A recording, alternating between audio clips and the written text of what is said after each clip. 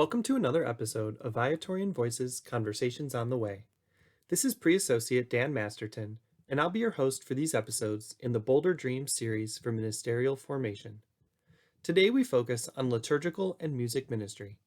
For this topic, our guest is Molly Mattingly. Molly is the Director of Music Ministry for St. John's Parish and Creighton University Campus Ministry in Omaha, Nebraska. She studied music education and theory at Ithaca College and went on to a master's in sacred music at the University of Notre Dame. After volunteer years abroad in music and youth ministry, she began work at Creighton, where she's been in their campus ministry for 10 years. To start, I asked Molly how she believes we ought to engage young people in liturgical ministry. Enjoy the conversation. With joy and beauty, I think is my first answer. We've just come through at the beginning of the semester kind of the recruitment push to get new students involved in liturgical ministries. And a lot of those students are freshmen and they were involved in their home parishes or their high school, and they're excited to do that again in their college experience. And some are sophomores, juniors, even seniors who have been thinking about it for a while and have a friend who's maybe involved, who's bringing them in, or who have, I don't do this part of the training, but they want to learn how to do like the figure eights and the incense. So they see how much their peers enjoy it and what it adds to their prayer, and they want to get involved in that. So that's probably the starting point for getting them involved. So when someone comes forward and says that they want to be a liturgical ministry leader or serve in a liturgical ministry, what kinds of things do you want to get them thinking about, praying about? What kinds of stuff comes up when you're meeting together as a group or talking someone through kind of the mechanics or like the process of serving in a liturgy? What kind of stuff do you do for preparation with them? Well, the very first thing I do is ask them what's their favorite mass time to go to, because that will kind of inform where they're actually going to be. We have 5 masses right now across the weekend, from Saturday evening all the way through Sunday night. So yeah, it makes the difference. And there's kind of a different flavor to each of those communities. I primarily work with music ministry students. And so I also ask questions about, what are your favorite styles of music to pray with? And they do an audition, and I get to hear their voice and a little bit about where they're coming from, and can kind of sense which group is going to be the best fit for them. And I try to make sure that nobody gets completely turned away. There really is a place for everybody, whether it's with one of the parish community ensembles that's intergenerational, or if they're an early morning person and they want to cantor for the 8 a.m. Mass, which is just like a cappella Mass parts, or if they're really looking for a community of peer students that meets in the evening, and whether that's kind of more eclectic or classically, including classical styles, I guess, but the group that I have that does that is also pretty eclectic in the rest of their musical choices. Or if they're more towards a praise and worship style, I try to sense what they're looking for to help them find a good fit. And there's you asked about preparation. So one of the things I'm pretty proud of in the last few years of my work at Creighton is this group of the student coordinators for some of the different choirs and different liturgical ministries, which right now it's in its 3rd year, so it's in its 3rd iteration. Right now that includes the student coordinators for 3 different student choirs, plus a new praise and worship music with adoration that we're getting started, and also some of the student coordinators for the Protestant worship on campus. So they're all leaders in different liturgical traditions and different kind of liturgical iterations, but leaders of communal prayer for a small community within the larger community. And we're at a Jesuit university, so seemed really intuitive to me to try to integrate the really deep personal spirituality that Ignatian prayer styles are with the really deep communal spirituality that liturgical prayer is. Yes. And so we try to do a lot of conversation between those two things, while also giving them the skills that they need and the reasons behind why we do what we do in liturgy. So you acknowledged there really nicely how prayer and liturgy have this individual part, but also this communal part, and there's kind of an interplay. Mm-hmm. So even maybe like reaching back to how you place people in choirs or connect people to certain masses, how would you describe the importance of like relationships in that community life in the way that you bring people into participation in liturgy and in ministry and ministry leadership? It's really important. Um, it's a big part of my vocation story, and so it's something that I really want to pass on and help people find. The kind of nutshell version is, I think, regardless if it's a choir or like a book club or a faith formation group or like a faith sharing group, having a small community within the larger community of the church that you go to is really grounding and anchoring and important, and it allows for that kind of flowering in the larger community. In my faith story, I grew up in a choir that practiced in my living room that my parents helped to lead, and within that first small ensemble, almost all of the adults were godparents to each other's kids. So it was a 8 or 10 people who, and all of the kids would like play around during rehearsals, and eventually they were like surprised when three of us ended up in musical oriented careers. Shocking, right?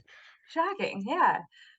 So being around that mattered a lot, and it was also, even in grade school, it was a community of peers. When I was in fourth grade and able to join the liturgical choir at my grade school, it was one of the things that I did in high school was the liturgical ensemble, because I had some of those skills already and liked doing it, and so it was a community that I could easily plug into. Same in my college experience, which was at a non-Catholic or Christian college. The people who wanted to show up and do that ministry kind of formed a core faith shared group within the larger college community, and then we've shared the experience of the Notre Dame folk choir and the kind of unique community dynamic that went along with praying together as a choir and serving in ways that were not necessarily liturgical but were linked to our liturgical ministry and built up the community together. So I want to give them that. Yeah, so within that, what kind of Mhm. like prayer or retreats or like faith sharing practices do you like recommend or try to practice with liturgical ministers that you work with? Each of the choirs, the student choirs especially, has a different kind of organic prayer practice that's evolved at their rehearsals, and some of that was intentional and some of it just grew. So there's a in one of the choirs, they start at the end of rehearsal by singing an ostinato song. They use "Be Still and Know That I Am God." And then one of the students is one of my student coordinators is the chaplain for that choir. So that person puts together, reads the gospel for the coming weekend and either writes their own reflection about it to share or finds a reflection for the weekend to read aloud. And then there's a little bit of time for shared prayer. We turned on the lights, we light a candle at the beginning of this. And at the end of the shared prayers, there's a prayer that one of the previous choir chaplains helped me compose, which I've just printed on the back of all the binders. And so it's a prayer specifically for music ministry. And we close with that and invoking our favorite saints. And then they, go off and live the rest of their week. There's one of the other choirs has a practice of, at the beginning of their rehearsal, they'll use one of the songs that they're praying with that mass, usually one of the kind of more reflective tempo ones, and they'll sing the first verse, and then the accompanist for that choir will just kind of background play for a little bit, and the student director will lead a little bit of reflection either about that song or bringing what people brought from their week, knowing what's coming up, and they'll pray the rest of the song after that spoken part. And they set an intention for the week or a challenge for the week at the end of the mass, Hmm. when they're done, like based on what they were praying for. Your challenge this week is to, when you're feeling down on yourself, remind yourself of the homily that we heard, or something else like that. And we're also really big about checking in as you are in campus ministry. So there's one of the choirs that when they gather for rehearsal, how do you arrive? Word or a phrase about how you arrive, and then just welcome all of that into the room to help them get settled and rehearse and pray together. Nice. We also try to do some non-liturgical service that's connected. Like one of them goes caroling at one of the local homeless shelters the week before finals every year, and they always have really wonderful experiences coming back from that, even though it's just kind of a dropping in and offering a gift that is kind of in the background as much as people want it to be, Hmm. or in the foreground as much as they want it to be. So one of the interesting things about being a liturgical minister or music minister is that you're going to mass, but you're also kind of doing a role or doing a job. Mhm. How do you see the connection between like one person's personal spirituality and what they're kind of receiving from being a part of mass, while also trying to be in this ministry role or leadership role? How do you balance that, or what do you try to like steer people towards so that they don't lose that part of being at mass with the community?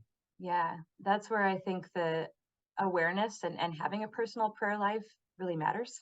So, for example, last night at our student coordinators meeting, that we were doing some reflection and formation around kind of finishing up what the gathering rites looked like, and we had talked about their identity and then their image of God, and we'd done some reflection around that in that last meeting and the beginning of this one, which is related to how do you arrive, be aware of how you arrive, and the self that you're bringing to this, and the person you expect to meet, the who do you expect is listening to you. That's really important. It matters into what you share. The God you expect is listening.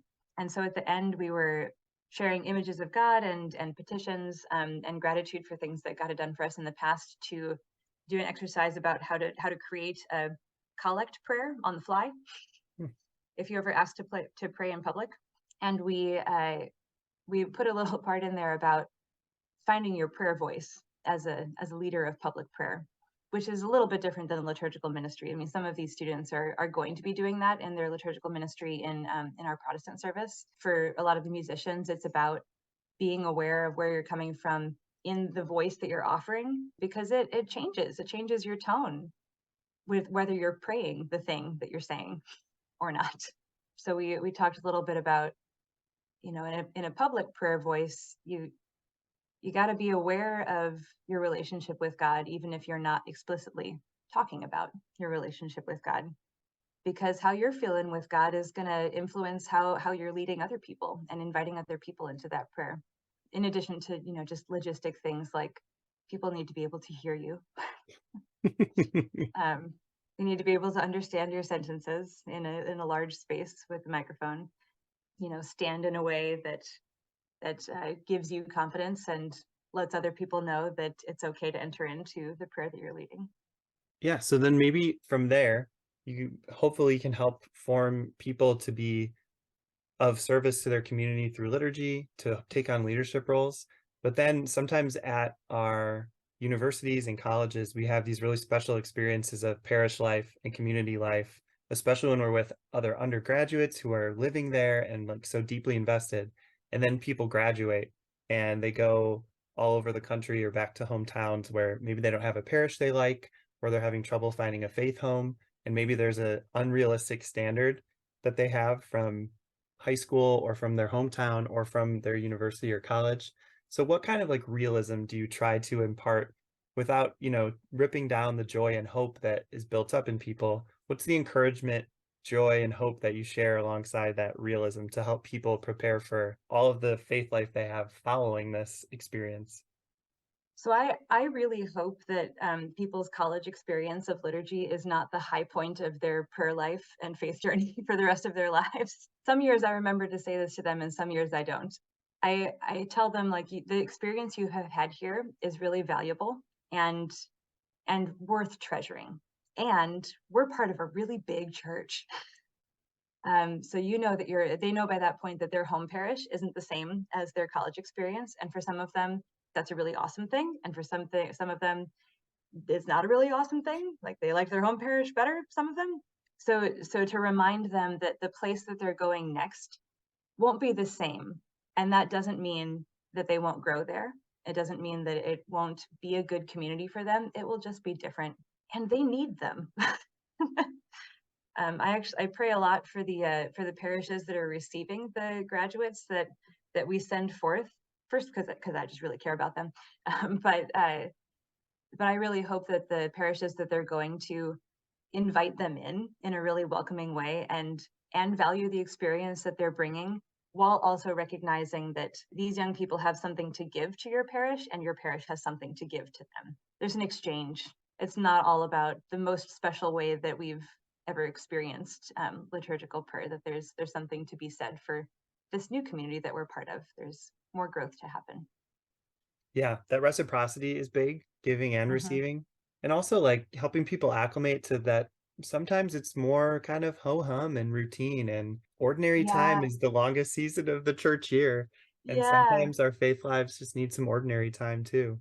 Yeah, that's something that even I also do some spiritual direction with students, and for people who are in a time of their lives where they're coming of age in their faith and they're discovering a lot of new things about their relationship with God, and like most relationships, that's very exciting and wonderful. um, and then you might get to a point where it's like you've done that part, and then you just live life, and it's not exciting all the time, and that's okay. It really is. And in a parish, like, not everyone is going to be the same age that you are, probably. In fact, like, that's kind of an unusual experience in a college setting, that everyone is pretty much the same age that you are. Like, you're not going to have the same free time as everybody else. They're in kind of different stages of life. So it can just take a little longer to feel like you're settling in. So, last question then, question we've been asking everybody. What advice or insight do you have for Viatorians who are striving to be good companions of youth and young adults today? From your experience and your perspective, what would you want people to hear or know? Think Take young people seriously. This one of the sort of maybe silly things that I say sometimes, but when I was in high school, I was the oldest I had ever been. When I was in college, I was the oldest I had ever been. I'm still the oldest I've ever been, and so are they. And I may have a little more experience, but they still have as much experience as they've ever had, and that's worth honoring and letting them own. So, yeah, I hope that we all can give everybody the best space that we can to encounter Christ, and let them know that the experience they've had is valuable and it's not done yet. I hope you enjoyed this episode. Folks who would like to reach out can email Molly at mollymattingly@creighton.edu, which is also listed in the show notes. Our thanks to Molly for sharing her insights, and our prayers for her continued ministries with young people. To learn more about the Viatorians or invite vocational accompaniment, email us at vocations@viatorians.com or DM us on social media at ViatorianUSA. On behalf of Brother Peter and the Viatorian community, I'm Pre-Associate Dan Masterton. Venerable Louis Curbs, inspire us. Saint Viator, pray for us. Adored and loved be Jesus.